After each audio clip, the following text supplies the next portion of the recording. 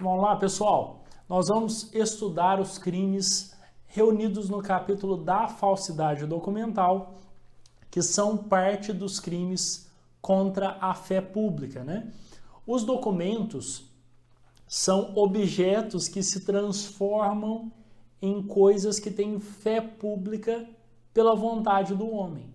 A diferença entre um papel de folha sulfite A4 normal e um documento depende da fé pública que nós colocamos.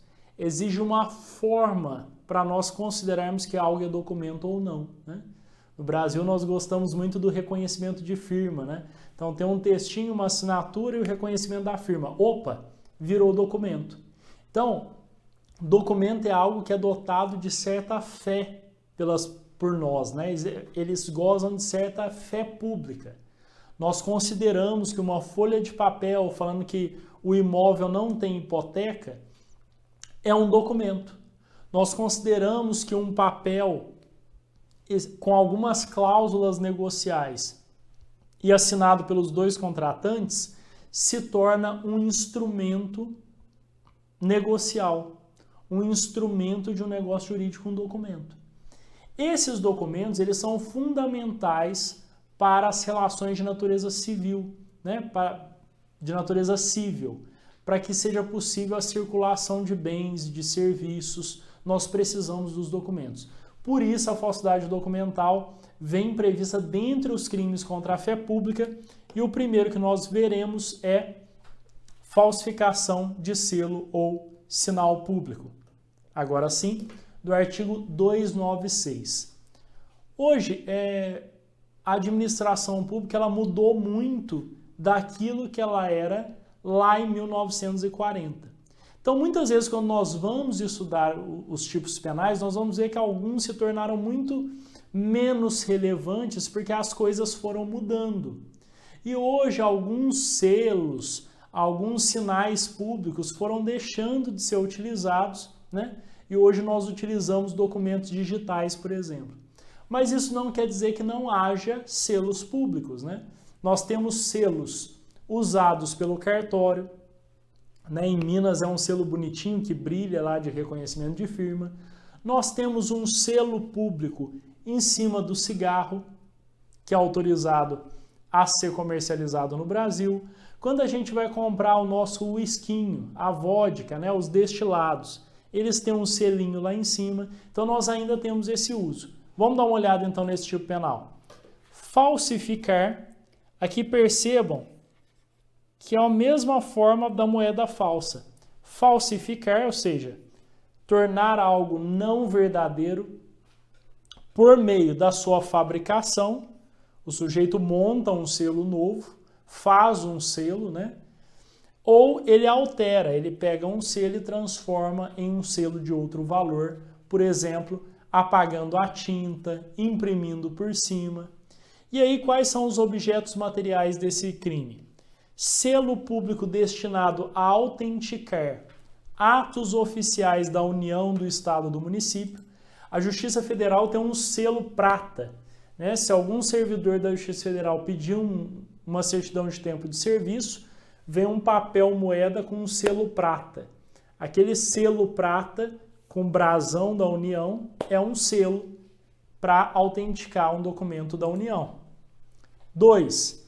Selo ou sinal atribuído por lei à entidade de direito público ou à autoridade ou sinal público de tabelião. Aí eu já dei o exemplo. Em Minas tem o sinalzinho do cartório com o triângulo vermelho. Aquele é o nosso selo que eu sei que houve a autenticação da assinatura do negociante, certo? Se isso for falsificado, seja por meio da fabricação ou da alteração, pena de reclusão de 2 a 6 anos e multa, penas cumulativamente combinadas. O sujeito vai se submeter à reclusão e à pena de multa.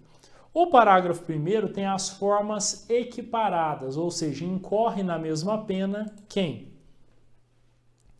faz uso do selo ou sinal falsificado, ou seja, a pessoa pega aquele selo lá do cartório e usa, o que outra pessoa falsificou.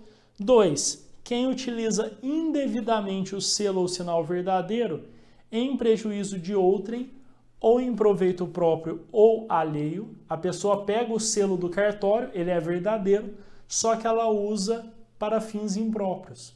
Por exemplo, fazendo a autenticação de assinatura na casa dela. O que ela está fazendo? Uso indevido. 3. Quem altera, falsifica ou faz uso indevido de marcas, logotipos, siglas ou quaisquer outros símbolos utilizados ou identificadores de órgãos ou entidades da administração pública. Aí é bem amplo, né? Se a pessoa usar o logotipo para fingir, por exemplo, que é parte da AGU, a gente tem a configuração do delito. O parágrafo 2º traz a forma majorada do delito, se esse sujeito for funcionário público. Então, é uma forma majorada. É um crime próprio, porque exige uma qualidade específica do sujeito ativo. E como essa qualidade própria é ser funcionário público, é um crime funcional. Se o sujeito for funcionário público e cometer o crime prevalecendo-se do cargo, tiver um vínculo com o cargo, a pena vai ser aumentada de sexta parte. Esse aumento de 1/6 é uma forma majorada do crime. Esse é um crime comum, qualquer pessoa pode praticar, exceto, claro, na forma que a gente acabou de ver do parágrafo 2º, em que é um crime próprio, funcional, na forma majorada. Crime doloso sem previsão de forma culposa é considerado que há uma punição do perigo. Não se exige, por exemplo, que aquele selo tenha causado prejuízo, que o sujeito tenha conseguido realizar um negócio falso, fingindo que tinha uma procuração. Não. Basta que haja a falsificação de selo ou sinal público. Então, é um crime instantâneo, falsificou, já há a punição. Bittencourt entende que é um crime material que exige um resultado naturalístico por causa da alteração no mundo fático, porque é necessário que haja a fabricação ou alteração, mas isso não é pacífico. Certo? Bem, agora nós estamos diante de um dos mais importantes crimes de falsidade documental, que é o crime de falsidade de documento público. Depois nós vamos ver que também é punida a falsificação de documento particular, só que o legislador previu as duas figuras em tipos diferentes para dar uma dosagem de pena diferente, né? O documento público ele merece uma proteção maior, porque o que é público diz respeito a todos nós, né? O que é privado pode causar um prejuízo entre os dois negociantes. E aí não nos afeta diretamente, afeta a fé pública. Aqui, além de afetar a fé pública, se afeta um ente público, está afetando o funcionamento da administração de toda a sociedade, dos interesses de toda a sociedade. Por isso, a pena é diferente da falsificação de documento particular. Pois bem, essa falsificação do artigo 297, ela não deve ser confundida com a falsidade ideológica. Então vamos ver essa, e aí eu vou lembrar para os senhores a falsidade ideológica para nós não confundirmos. Bem, aqui o sujeito ele falsifica um documento, ele produz um documento fingindo que é público.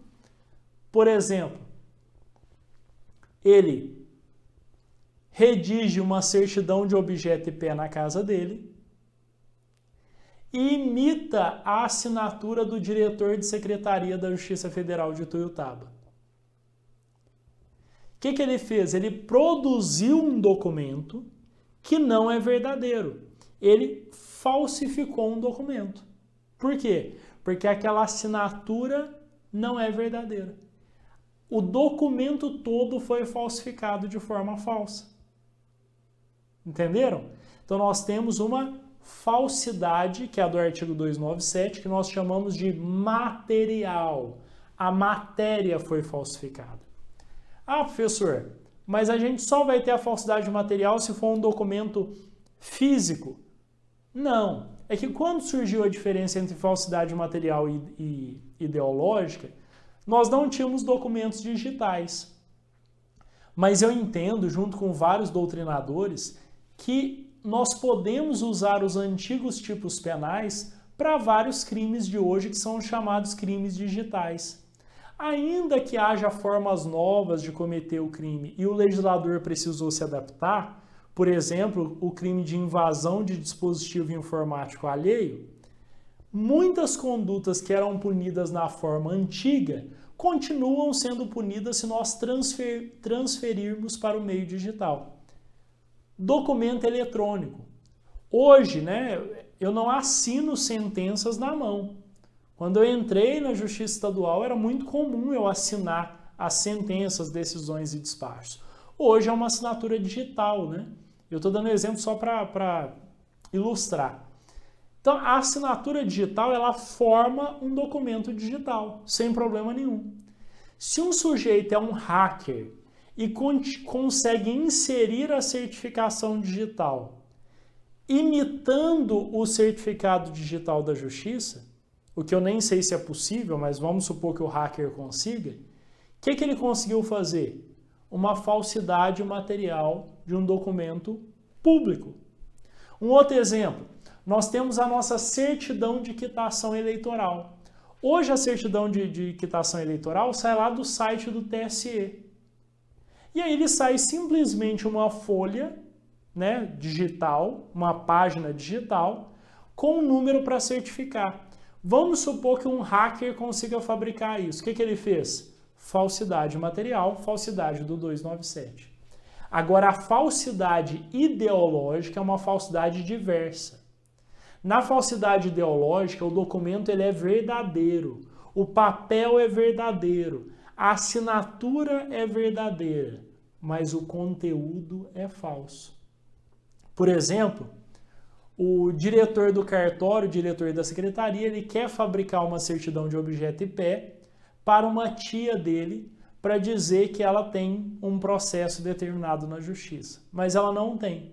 Então ele fabrica esses dados, imprime no papel oficial do Tribunal de Justiça, apõe a sua assinatura verdadeira, mas o conteúdo do documento é que é falso. Isso é falsidade ideológica. Nunca confundam a falsidade ideológica de conteúdo com a falsidade do 297, que é uma falsidade na formação do documento e que é tradicionalmente chamada de falsidade material, certo? Essa falsidade daqui do 297, ela requer perícia. Por quê? Porque o documento foi construído. Seja necessário uma perícia na chave pública de informática, na certificação digital, no código digital do documento, nos bits e bytes, seja uma perícia na assinatura para ver se alguém falsificou a assinatura, no papel com brasão para ver se aquele papel é falso. Aí precisa de perícia. A falsidade ideológica, se eu fizer uma perícia na falsidade ideológica, o que eu vou descobrir? Que o documento é verdadeiro. Quem assinou foi o escrivão. O papel, ele pegou o papel verdadeiro do Tribunal de Justiça. Onde está a falsidade? No conteúdo. Ele colocou um conteúdo falso lá. Então, a falsidade ideológica, ela não é percebida por perícia no documento. Certo? Ela é percebida porque aquele documento não diz respeito à realidade. Por exemplo, se a polícia for lá no fórum e procurar aquele processo, ele diz respeito a outras partes. Opa, então é conteúdo, não adianta eu periciar o documento. Na falsidade material, é imprescindível que eu faça a perícia no documento. A não ser que o documento se perdeu, algum problema específico, mas em regra, eu preciso fazer o exame nesse documento para comprovar que ele foi fabricado. Pois bem, feita essa explicação, sem mais delongas, o crime é falsificar, tanto no todo ou em parte, documento público. Aqui o sujeito faz um documento que não existe. Ou ele altera documento público verdadeiro. Por exemplo, o fulano não concluiu o curso. Aí ele vem aqui e joga solvente e apaga a palavra não. Ele alterou um documento verdadeiro. Esse caso também é uma fabricação, uma modificação do documento. Também perícia, tanto na forma de falsificação quanto de alteração. Pena reclusão de 2 a 6 anos e multa. O parágrafo 1º prevê a forma majorada de 1/6 se o sujeito for funcionário público.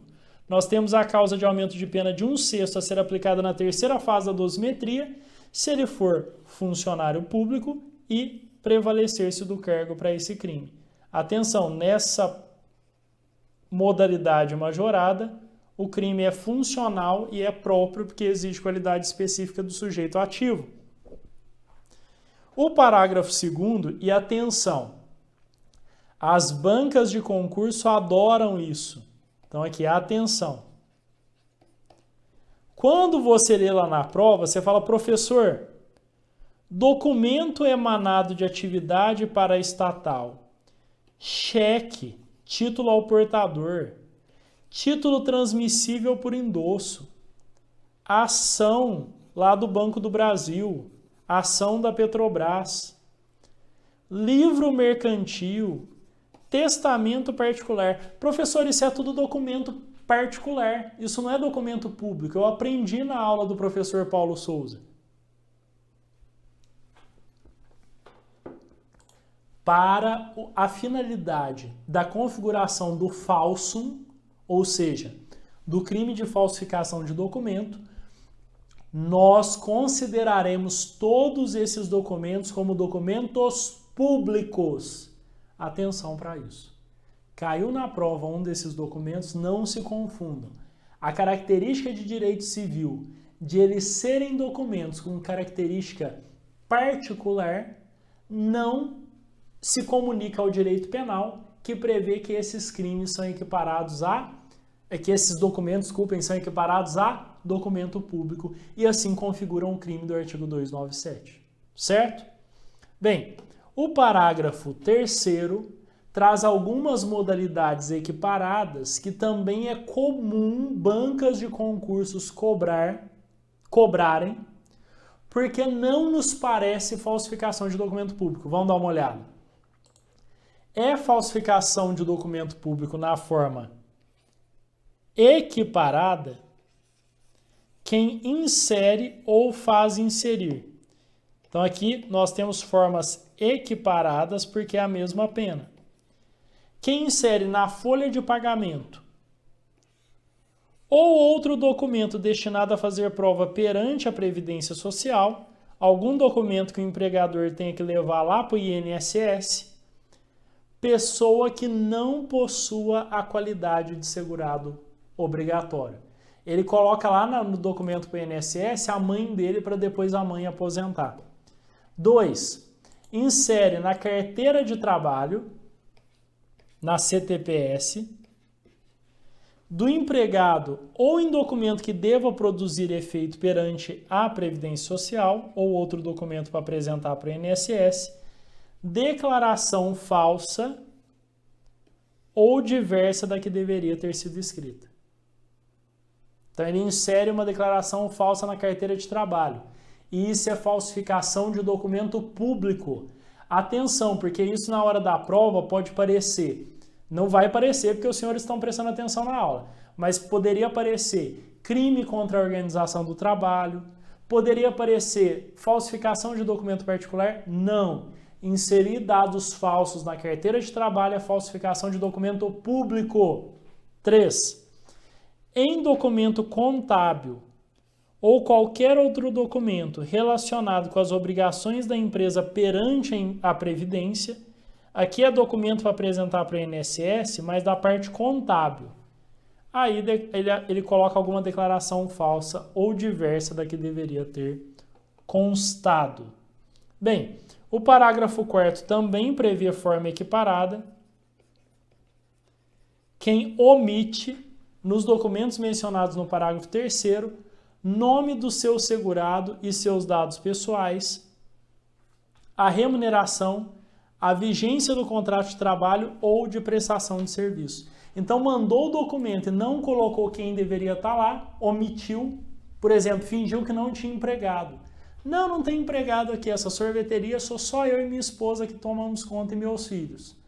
Aí, na verdade, tem um empregado lá que é segurado. Ele omitiu, ele vai entrar na falsidade de documento público, certo? Forma equiparada. Falsificação de documento público é crime comum, é crime doloso, sem previsão de forma culposa, é um crime formal porque não exige resultado naturalístico, não é necessário que esse documento seja usado, que ele faça a prova, que ele convença, não. E ele é um crime plurissubsistente porque ele admite tentativa, se o sujeito está tentando lá alterar o documento e a polícia chega, ele é preso no meio disso, né? Cena do prenda-me se for capaz, né? A polícia entra e ele está lá tentando falsificar um documento. Bem, nós temos uma súmula até um pouco antiga do STJ, súmula 48, nós vamos ter um pouco de jurisprudência sobre isso. A súmula 48 diz que compete ao juízo do local da obtenção da vantagem ilícita processar e julgar crime de estelionato cometido mediante falsificação de cheque. Então, como tem a falsificação do cheque como crime meio, eu coloquei aqui súmula 48 do STJ. Lembrando que o título ao portador ou transmissível por endosso é documento público, né? Por isso que eu coloquei essa súmula aqui.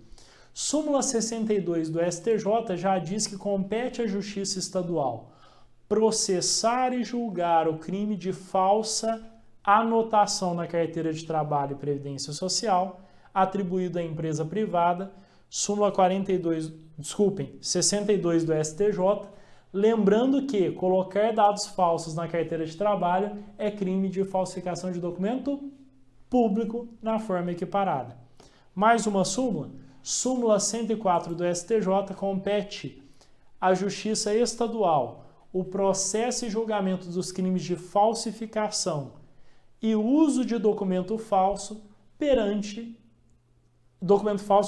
relativo a estabelecimento particular de ensino. Súmula 104 do STJ, se o documento é particular, a competência de estabelecimento privado é de competência da Justiça Estadual, né? Podia ter dúvidas, porque, por exemplo, no caso das universidades, a autorização de funcionamento das universidades é da União. Então, por exemplo, se tiver um mandado de segurança contra um reitor de uma universidade particular sobre um ato, né, de impedir o sujeito de colar grau, isso vai para a competência da Justiça Federal. Por isso que discutiu aqui no caso de um diploma, por exemplo. A STJ disse não, se falsificar esse diploma é crime da competência da Justiça Estadual. Mais uma súmula, súmula 107, diz que compete à Justiça Comum Estadual, atenção, processar e julgar crime de estelionato praticado mediante mediante falsificação das guias de recolhimento das contribuições previdenciárias, quando não ocorrente lesão à autarquia federal. Então, se o INSS não tiver prejuízo e falsificarem as guias e conseguirem que alguém pague e esse dinheiro caia na conta dos criminosos, esse crime vai ser da competência da Justiça Estadual, porque o INSS não sofreu prejuízo, né? Apesar de terem usado o nome dele.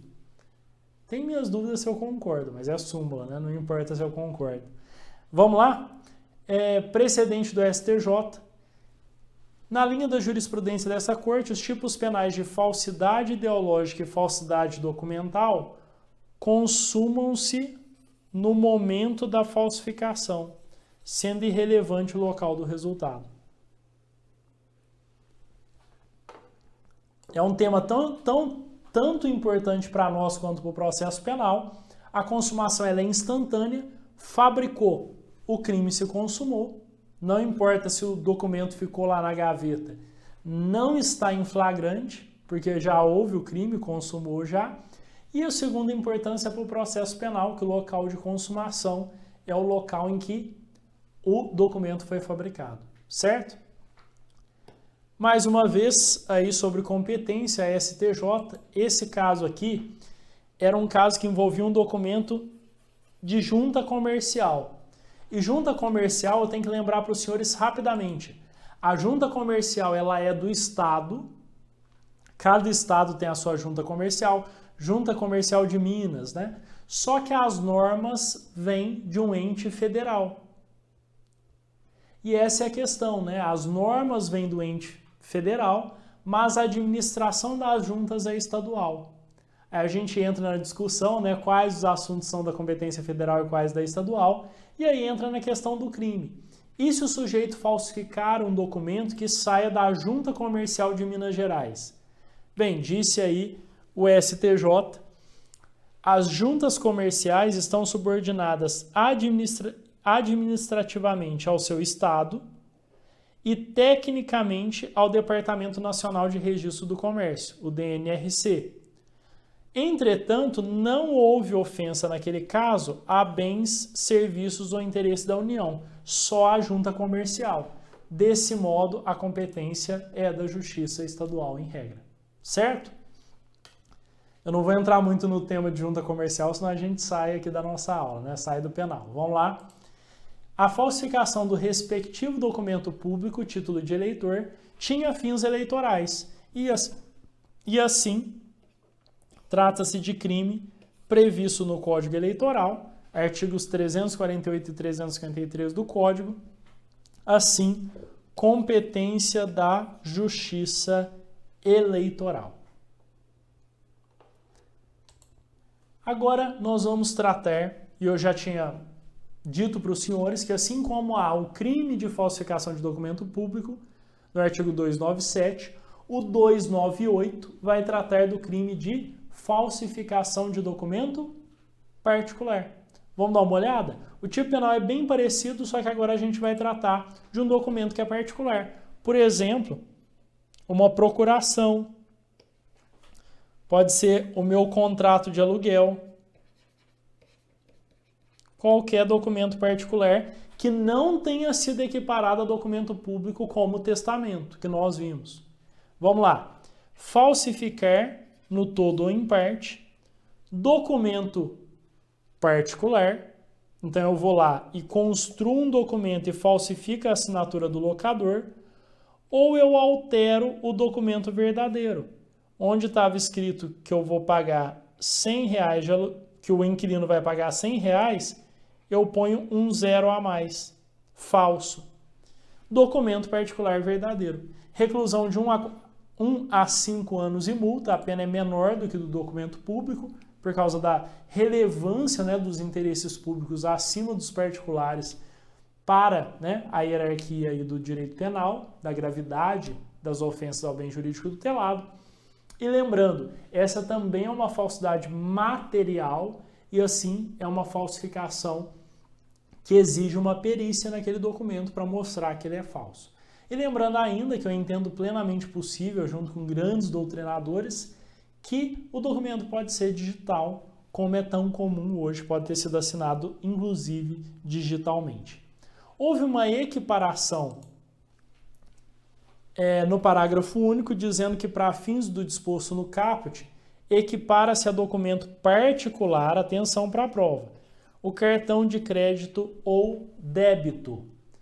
Qual que é essa questão? Tem doutrinador que defende, me parece que isso é majoritário, isso me parece bem majoritário, que essa norma que foi incluída aí no parágrafo único, ela não é original, né, de 1940, acho que o pessoal não estava usando cartão de crédito naquela época, é uma norma meramente interpretativa, porque já tinha uma posição formada antes que a gente podia equiparar. Mas para espancar qualquer dúvida, como dizem os juristas antigos, para evitar qualquer discussão, nós tivemos a inclusão expressa. Então, me parece, né, ser majoritário o entendimento de que é uma norma interpretativa. É uma norma que equipara, mas algo que já vinha sido equiparado e que deixa claro. Por isso que alguns consideram que ela é interpretativa, certo? Cartão de crédito e débito, então, é documento particular para fins de falsificação. É um crime comum, qualquer pessoa pode cometer, formal, não é necessário, por exemplo, que se eu falsifiquei o meu contrato de aluguel, o meu inquilino tenha pago um aluguel com valor a mais, não é preciso, basta a falsificação para se configurar. ele é doloso sem previsão de forma culposa e ele é plurissubsistente, porque o iter criminis pode ser fracionado e assim é possível a punição da tentativa. Bem, agora nós vamos falar da falsidade ideológica. Se no artigo 297 e 298 nós tratamos da falsificação material, daquela falsificação que diz respeito ao conteúdo, que diz respeito à formação do documento, a matéria do documento. Por exemplo, o sujeito foi lá e assinou e a assinatura é falsa, o sujeito falsificou o papel timbrado, o sujeito apagou alguma letra do documento. Aqui não. Aqui, se for submetido à perícia o documento vai receber a seguinte informação: o documento é verdadeiro, a assinatura é verdadeira, o papel timbrado é verdadeiro, só que o conteúdo é falso.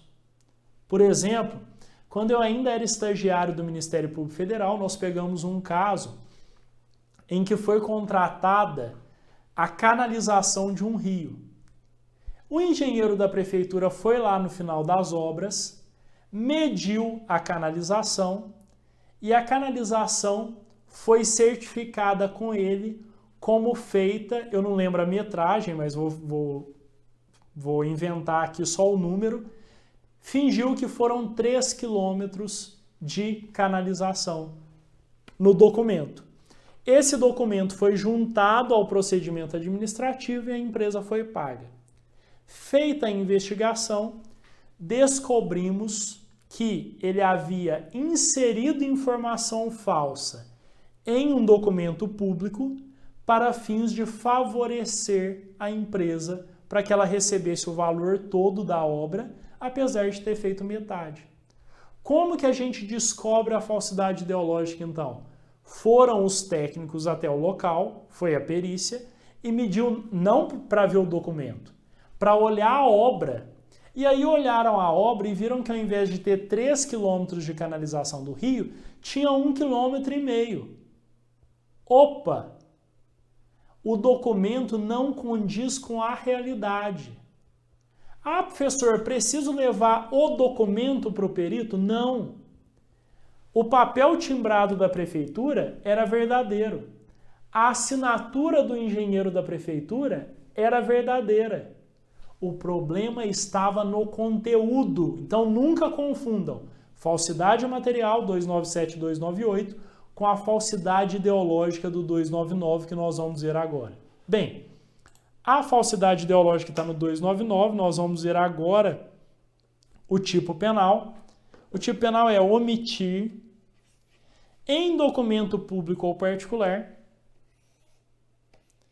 declaração, aqui eu vou trocar, que nele devia constar, por exemplo, a informação de que a obra não foi acabada, ou nele inserir ou fazer inserir, podia ser também que o prefeito deu a ordem para o engenheiro, o prefeito também responde, declaração falsa ou diversa da que devia ser escrita. Pessoal, e agora eu vou trocar a cor da tinta, meus alunos já estão cansados de ouvir essa expressão, me desculpem, mas eu tenho que falar. Elemento subjetivo especial do tipo. Elemento subjetivo especial do injusto. Ou, para alguns autores, dolo específico. Esse tipo exige uma finalidade específica do agente, que é prejudicar direito, criar obrigação ou alterar a verdade sobre fato juridicamente relevante. Elemento subjetivo especial do tipo ou do injusto. Professor, qual que era a finalidade do engenheiro na obra lá do seu caso como estagiário? Bem, do meu caso de apreciação, né? Deixa eu deixar claro. Qual que era a falsidade? Ele colocou informação falsa com a finalidade de alterar um fato juridicamente relevante. Qual que era o fato juridicamente relevante? Se o serviço para o qual a empresa tinha ganhado uma licitação, que também tinha sido fraudada, mas essa é outra coisa, tinha ganhado uma licitação e sido contratada para realizar. Por que que é juridicamente relevante? Porque a partir daquela declaração do engenheiro, a empresa foi paga por obra finalizada, sendo que a obra não estava finalizada. Professor, mas e se a empresa não foi paga? E se ele não conseguiu alterar a verdade sobre o fato juridicamente relevante, porque o prefeito desconfiou, foi até lá e mediu? Bem, se tivesse acontecido isso, a falsidade ideológica já estava consumada, porque não precisa alcançar o elemento subjetivo especial aqui de azul para a consumação do crime. Basta que o agente tenha essa intenção. Então, por isso que é uma finalidade específica, um elemento subjetivo. Basta que o sujeito queira isso. Não é necessário que ele obtenha para que o crime se consuma, certo? E a pena? A pena ela vai variar de reclusão de 1 a 5 anos e multa se o documento é público e reclusão de 1 a 3 anos e multa se o documento é particular. Então percebam que a falsidade chamada de material, ela já tem documento público 297, documento particular 298. No caso da falsidade ideológica, tanto documento público quanto documento particular estão previstos no artigo 299, só que é o preceito secundário do tipo, esse daqui, é que traz uma diferenciação de pena no caso de documento público e no caso de documento particular. Ah, professor, no seu caso, o engenheiro ele era concursado da prefeitura. E aí? Aí a gente ainda tem a forma majorada. Vamos dar uma olhada? Bem, se o agente é funcionário público e comete o crime prevalecendo do cargo, como o engenheiro lá que fiscalizava as obras do município, ou se a falsificação ou alteração é de assentamento de registro civil, o crime é majorado com aumento de 1/6 na terceira fase da dosimetria.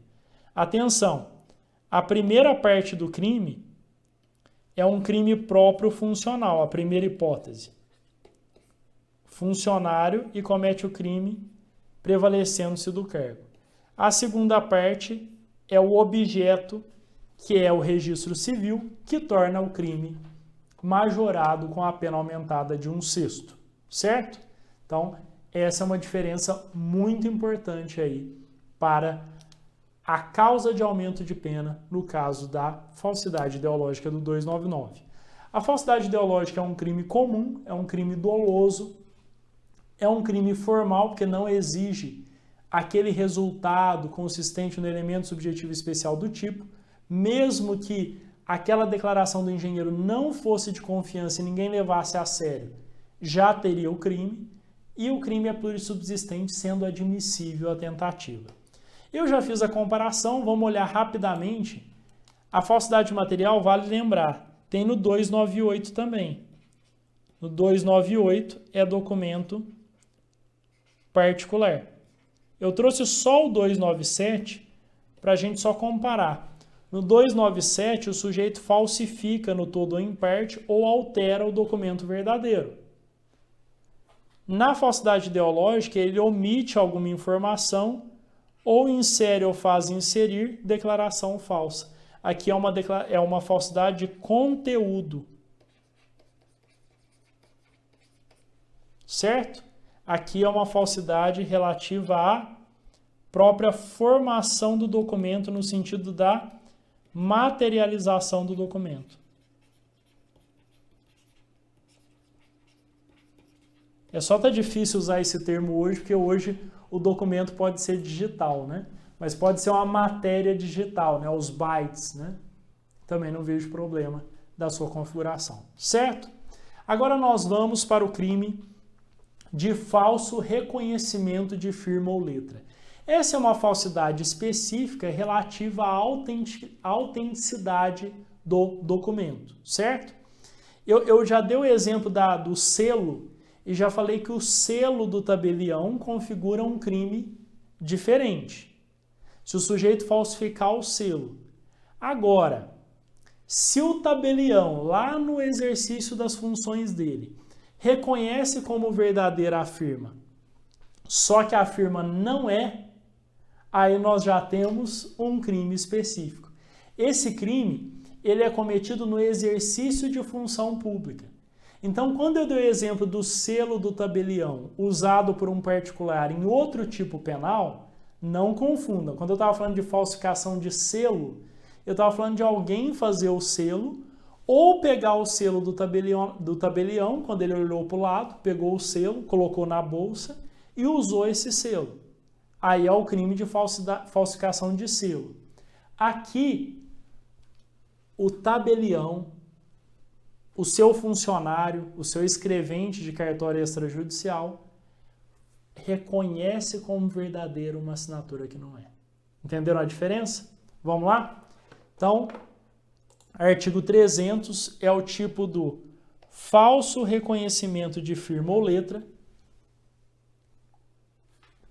O crime é reconhecer como verdadeira no exercício de função pública firma que não o seja.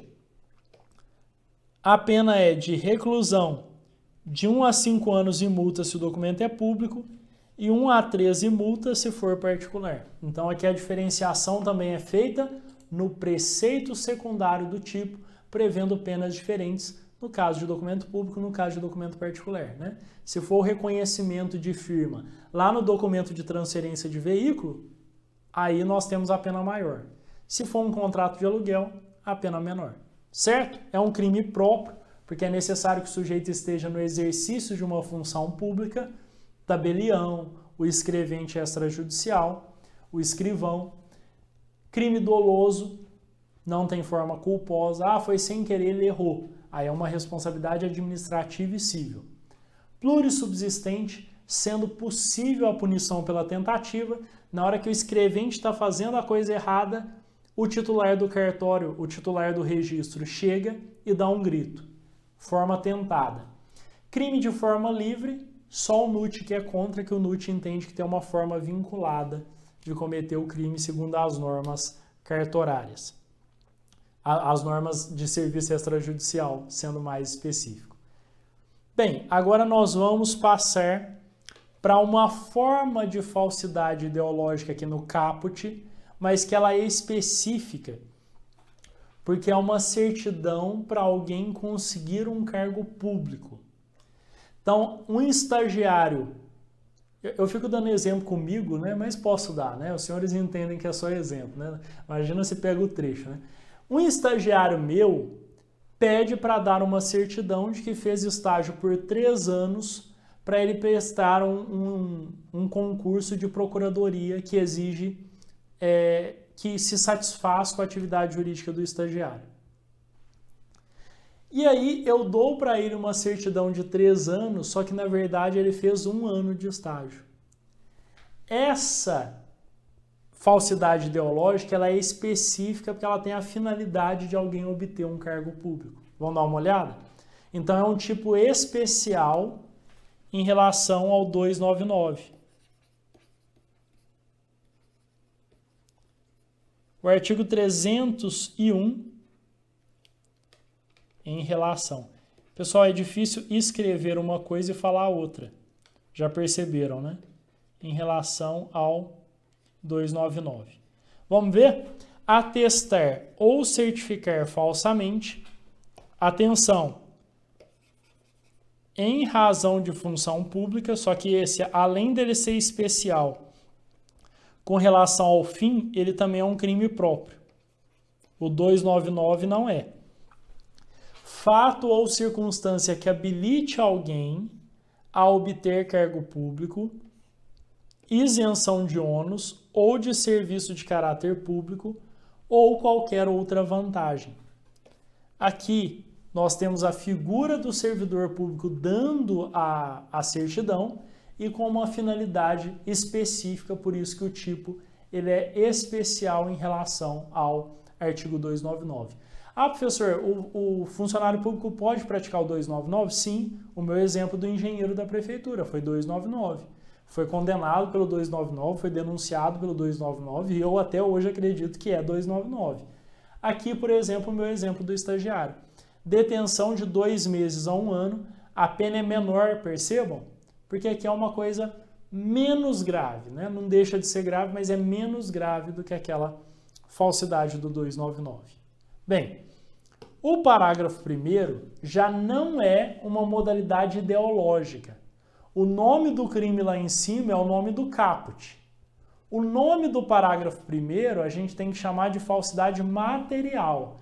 Aqui, o que foi falsificado é o próprio documento e não é só um problema de conteúdo. Atenção com isso. Vamos lá? Parágrafo 1º. Agora sim, vamos para a tela. Falsificar no todo ou em parte. Ah, professor, já cansei disso. Pois é, os senhores já sabem o que é.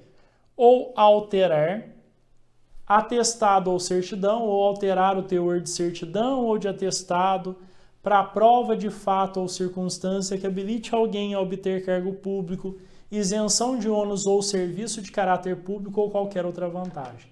Detenção de 3 meses a 2 anos. Ao invés de eu dar uma certidão com a minha assinatura, falando que ele fez 3 anos de estágio, não 2, que era a figura do caput, imaginem aqui que o pai dele faz a certidão em casa e falsifica a minha assinatura, como chefe de estágio dele.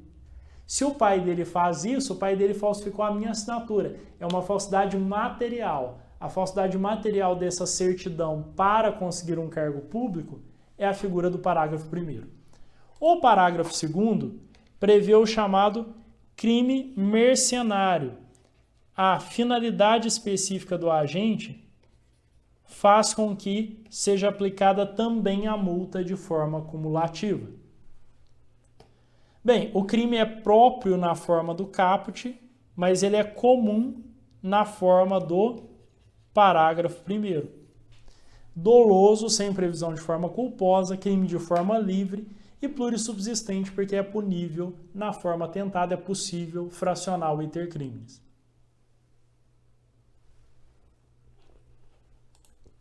Agora nós temos uma outra falsidade específica, né? Inclusive nos tempos de Covid, né? Várias pessoas correram para tentar atestado de que elas estão no grupo de risco para elas terem condições de trabalho diferenciadas. Se o médico dá um atestado de que a pessoa está no grupo de risco e ela não está, no caso do médico, se é um atestado médico, ele tem um crime específico, que é a falsidade de atestado médico. Infelizmente, esse crime é muito comum nos casos de pessoas que precisam faltar do trabalho, não podem faltar e aí pegam um atestado médico, né? Se o médico se presta a fazer isso, ele comete o crime do artigo 302, lembrando, né, que os dentistas também expedem atestado, mas a gente não pode incluir o dentista aqui, porque o 302 só fala do médico, não fala qualquer profissional da saúde, né? Se o outro profissional fizer, a gente vai ter que enquadrar em outro crime, né? A gente pode pensar na falsidade ideológica do outro profissional. O médico tem uma figura própria, né? Percebam que é uma modalidade de falsidade ideológica. Por quê? Porque é uma falsidade de conteúdo. O médico ele não falsifica papel timbrado, ele não falsifica a assinatura do colega, ele dá o atestado falso. É uma falsidade de conteúdo, então é uma modalidade específica de falsidade ideológica. E aqui, claro, tem que ser no exercício da sua profissão. É até difícil pensar num exemplo em que ele não esteja no exercício da profissão e dê atestado, mas se ele der um atestado de outra coisa, atesto que na reunião do meu condomínio apareceu fulano, isso não tem nada a ver com a medicina, certo? Detenção de 1 mês a 1 ano, se for mercenário o crime cometido com a finalidade específica de lucro, a gente soma a multa à detenção. Bem, esse crime é claramente próprio, só o médico pode cometer o crime. É claro que cabe coautoria, se alguém pede o médico, pode responder como partícipe, né? Porque ele foi o mandante ou aquele que instigou, induziu ou auxiliou, qualquer dessas formas, o sujeito pode responder em concurso de crimes, porque a elementar do crime, referente à condição pessoal de médico, se comunica aos demais agentes. Apesar de ser uma condição pessoal, se comunica porque é elementar do crime. Essa regra está no artigo 30 do Código Penal. Bem, o crime é doloso sem previsão de forma culposa, ele é formal, não é necessário que o funcionário consiga faltar com aquele atestado. Apresentou o atestado, o patrão olhou e falou, não, isso aqui está com cara de safado. Vai lá na casa do sujeito, o atestado é de cirurgia, o sujeito está jogando bola no quintal com os filhos. Certo? Então não precisa que ele consiga enganar as pessoas. Não é necessário um resultado. Não. Crime formal, plurissubsistente, é possível a forma tentada, chega o diretor do hospital, vê o médico fazendo coisa errada e o impede. Forma tentada do crime. Bem, agora nós já temos um tipo penal que ele é menos importante, né? A gente está falando de selos, né? Os selos eles perderam uma importância que tinham lá em 1940, não que ainda não sejam, mas agora a importância diminuiu, o selo é mais barato, né? Eu nunca vi esse crime na prática, mas vamos dar uma olhada rapidamente. O crime é de reprodução ou adulteração de selo ou peça filatélica, que é o que diz respeito ao selo. Reproduzir ou alterar selo ou peça filatélica que tenha valor para coleção, salvo quando a reprodução ou alteração está visivelmente anotada na face ou no verso do selo.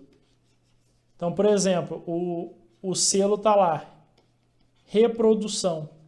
O sujeito não conseguiu o selo comemorativo dos 500 anos do Brasil, mas ele fabricou um e carimbou reprodução só para ilustrar o álbum dele para ficar bonitinho. Aí não é crime. Por quê? Porque ele anotou na face ou no verso do selo que aquilo era uma reprodução. Se não, ele responde com a pena de detenção de 1 a 3 anos e multa, né? Por favor, nunca falsifique um selo na vida. Na mesma pena incorre quem, para fins de comércio, faz uso do selo ou peça filatélica. Atenção, fazer o uso do selo falsificado ou da peça referente ao serviço de selo, né, filatélica, é necessário que seja para fins de comércio. Aí só quem usa para fins de comércio vai responder na forma equiparada. Pessoal, desculpem só falar agora, né? Mas o tipo penal, segundo a maioria da doutrina, aliás, eu nem conheço voz contrária, foi tacitamente revogado pelo artigo 39 da Lei 6.538 de 78, mas ele tem uma previsão legal, um texto normativo quase igual, por isso que eu achei importante trazer para os senhores, que era bem parecido. Lá, reproduzir ou alterar selo ou peça filatélica de valor para coleção, salvo quando a reprodução ou alteração estiver visivelmente anotada na face ou no verso do selo, detenção até 2 anos e pagamento de 3 a 10 dias multa. É basicamente o mesmo tipo penal, só que sem os parágrafos, né? Está lá no artigo 38. Então o tipo penal ele existe, mas hoje ele está na legislação penal extravagante. Crime comum qualquer pessoa pode praticar, doloso sem previsão culposa, formal, não é necessário nenhum prejuízo para algum colecionador, não é necessário resultado naturalístico para consumação, de forma livre e é admissível a tentativa, sendo fracionável o iter criminis, ou seja, é um delito plurissubsistente, certo? Bem, do artigo 297 até o artigo 302, que nós acabamos de ver, antes do selo, né? Porque o selo já tinha o uso. O 302 é a falsidade de atestado médico. O 303, ele já tinha o uso no parágrafo único. Atenção para isso, apesar dele estar revogado, é bom os senhores lembrarem que o selo não está incluído, porque ele já tinha uma forma de uso. Os outros tipos penais, né, da falsidade de documento público, falsidade de documento particular, falsidade ideológica, falso atestado médico, do 297 até o 302, se alguém pega esse documento falsificado e usa o documento falsificado, ele vai responder pelo uso de documento falso. Pegou o documento falso e usou para alguma coisa, responde pelo uso de documento falso. É muito comum que a pessoa responda por isso quando ela está com a CNH falsa. Ah, de onde veio essa CNH falsa? A polícia vai investigar, muitas vezes não descobre quem falsificou. Ele fala, ah, tem um João que fica ali na praça tal, no centro da cidade, e aí você dá uma foto para ele, dá o seu nome, ele faz uma CNH. Pois bem, percebam, né, que muitas vezes a gente não consegue chegar até a fabricação, até quem fabricou. Mas só o fato do sujeito estar usando o documento, ele já é punível pelo uso. Certo? Ele vai ser punido pelo uso de documento falso. Professor, e se o sujeito fabricou a CNH em casa, fabricou a carteirinha de estudante para conseguir meia no cinema e acha que Deus não está vendo, pegou aquela carteirinha, foi lá e usou no cinema. Então o sujeito fabricou e usou. E aí? Ele vai responder por crime único. Isso tem prevalecido. Na jurisprudência, a gente não vê o sujeito respondendo pelos dois. Normalmente, a gente nem investiga a fabricação se o sujeito já vai ser punido pelo uso. A não ser que seja algo muito grave e que seja possível pegar quem falsificou lá atrás, né? Mas, de regra, só dele estar usando, ele já é punível, já serve para ser incriminado, certo? Então, se ele fabrica e usa, ele vai ser punido por um só. Né? A gente vai ter uma absorção. A pena é igual, né? A pena é bem igual. Então, a gente pode considerar até que a fabricação foi um crime meio para ele usar o documento falso, sem problema nenhum, certo? Então, vamos lá, o tipo penal é simples, era mais a explicação. Fazer uso de qualquer dos papéis falsificados ou alterados a que se referem os artigos 297 a 302. Para formar o tipo penal, nós precisamos olhar os outros tipos penais. Isso a gente pode considerar que é um tipo remetido. Alguns doutrinadores chamam de tipo remetido, porque ele remete aos outros tipos penais para a sua caracterização. Pena vai ser aquela combinada à falsificação ou alteração. Então ele é totalmente remetido. Professor, o sujeito estava com a CNH falsa, então a gente tem que ir lá na falsidade material da CNH. A CNH foi fabricada, é falsidade material 297. Então vou lá no tipo do 297, falsidade material do documento público, vejo a pena e aplico para ele.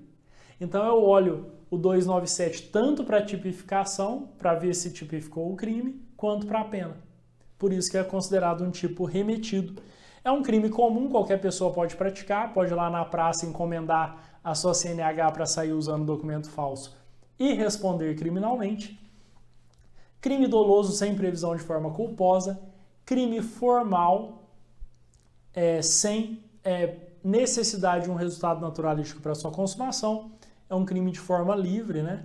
A criatividade é o limite para esse uso de documento falso. A tentativa é admissível no uso? Tem divergência e é bem divergente. Se é possível, ele pensou que ia usar e aí alguém pegou o documento. Agora, atenção. Lendo o tipo penal, respondam para mim. O tipo penal, em algum momento, previu a punição de ter consigo o documento falso? Quer dizer, vamos para a tela. Se eu tiver comigo, e eu quero apagar aqui, se tiver dentro do meu porta-luvas, é óbvio que não tem, né, pessoal? Se tiver dentro do porta-luvas do meu carro uma CNH falsa, eu posso considerar que eu estou fazendo uso? Eu posso responder por uso? Por que isso é importante? Existem casos em que a polícia dá uma busca no veículo e encontra um documento falso dentro do porta-luvas. O sujeito usou o documento falso? A maioria, doutrina e jurisprudência, entendem que não. Para ter o documento falso na forma do uso, né, o uso de documento falso do 304, é necessário que ele apresente o documento. Fazer uso é apresentar o documento. Então, ele não vai responder, e eu já peguei caso assim.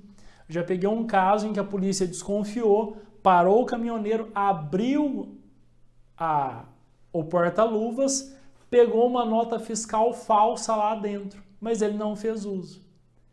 A polícia conseguiu provar que ele que falsificou a nota fiscal? Não. E muito provavelmente não foi ele. Quem que normalmente falsifica a nota fiscal? O dono da empresa, seja da transportadora, seja da dona dos produtos, né, que contratou a transportadora. O caminhoneiro, normalmente, ele não participa da falsificação, mas se ele apresentar, sabendo que aquele documento é falso, senão vai ser erro de tipo, ele incorre no 304, certo? Eu trouxe aqui um julgado do STF. Vamos olhar rapidamente? Esse tribunal já assentou o entendimento de que para a caracterização do delito de uso de documento falso, previsto no artigo 304, é despiciendo, é desnecessário o exame pericial no documento utilizado pelo agente se os demais elementos de prova contidos dos autos evidenciarem a sua falsidade. No caso sob exame, o próprio sujeito esperto confessou que adquiriu os documentos falsos na Praça da Sé, em São Paulo, circunstância que foi corroborada pela prova testemunhal em juízo. Ambas as turmas dessa corte já se pronunciaram no sentido que comete o delito tipificado no artigo 307, aquele que, conduzido perante a autoridade policial, atribui a si falsa identidade com o intuito de ocultar seus antecedentes. Bem, então também não pode falar que é a autodefesa se ele mente a identidade apresentando um documento falso para as autoridades para fingir da ação da polícia. E além disso, nós vimos que não precisa de exame pericial se tudo já mostra, toda a investigação mostra que aquele documento é falso. Mais um julgado do STF, rapidamente. Alegação de atipicidade da conduta imputada ao paciente. Uso do documento falso com a finalidade de ocultar situação irregular no país, para fugir da imigração. E aí, isso configura crime, não se pode falar em autodefesa, certo? E agora eu trouxe uma súmula do STJ muito importante para a definição de competência para julgamento do artigo 304 do Código Penal desse crime. Diz a súmula 546. A competência para processar e julgar o crime de uso de documento falso é firmada em razão da entidade ou órgão ao qual foi apresentado o documento público, não importando a qualificação do órgão expedidor. Súmula 546 do STJ. Professor, é um RG. O RG é emitido pela Secretaria de Segurança Pública do Estado de São Paulo. É um documento estadual. Só que esse RG foi apresentado perante um juiz federal. O crime é de competência da Justiça Federal. Foi apresentado para um juiz do trabalho. O juiz do trabalho não é juiz federal, né? Apesar de alguns falarem, ele é um juiz da União. Como ele é um juiz do trabalho, ele é um juiz que está no Poder Judiciário da União, existe o interesse da União, e aí o crime é de competência da Justiça Federal. Certo? Uma questão interessante foi que eu peguei um caso em que o documento foi apresentado para um juiz estadual de uma comarca vizinha, na jurisdição da Justiça Federal, né, da Vara Federal da minha atuação, só que esse juiz estadual estava no exercício da competência delegada previdenciária. Se ele estava exercendo a função de competência delegada da União, ele estava exercendo uma delegação de uma jurisdição federal. Logo, aquele crime foi considerado federal e veio para a vara federal. Foi para a Justiça Federal de Ituiutaba. Certo? Mais uma questão interessante. Súmula 200 do STJ, o juízo federal competente para processar e julgar acusado de crime de de crime de uso de passaporte falso é do lugar onde o delito se consumou. Então, onde foi apresentado o passaporte? Ah, foi em Guarulhos, então vai ser a Justiça Federal de Guarulhos que vai julgar este crime. Vamos para o próximo delito. Nós vamos analisar agora o crime de supressão de documento. Destruir determinados documentos também é crime. Também é um crime contra a fé pública. Vamos dar uma olhada? Destruir, suprimir ou ocultar. Destruir, eu começo a picotar o documento. Suprimir, eu elimino o documento de determinado lugar. Ocultar, eu escondo. Em benefício próprio ou permanente. Desculpem, em prejuízo próprio ou de outrem, eu li errado. Ou em prejuízo alheio, documento público ou particular, verdadeiro, de que o agente não podia dispor. Pena, reclusão de 2 a 6 anos e multa se o documento é público, e reclusão de 1 a 5 anos e multa se o documento é particular. Mais uma vez, nós temos a diferenciação da pena, se o documento é público ou particular, no próprio preceito secundário. A gente não tem um tipo específico para cada documento. Aqui, eu coloquei que o crime é instantâneo de efeitos permanentes se o sujeito destrói ou suprime o documento.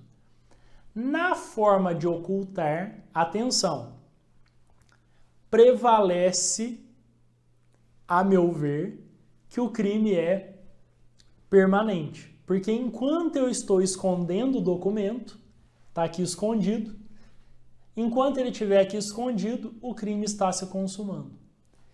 Tem doutrinadores que criticam essa visão e dizem que, na verdade, se o sujeito ocultou, ele pode ter até esquecido onde está o documento. E aí ele não tem mais controle e esse crime não seria permanente. Mas existe essa visão. Crime comum, qualquer pessoa pode praticar a supressão de documento. Crime formal não exige resultado naturalístico. Plurissubsistente, sendo admissível a tentativa. É o caso, por exemplo, de um funcionário que trabalha na casa do patrão, vai lá, o jardineiro vai lá e pega um documento do patrão e destrói esse documento para favorecer um amigo, por exemplo, e tal, que é um contrato de dívida, ele destrói. Sem receber nada, não tem crime patrimonial, mas ele destrói para atrapalhar a vida do patrão, certo? É uma supressão de documento. E aí também vai contra a fé pública. Pessoal, assim nós finalizamos este capítulo dos crimes contra a fé pública.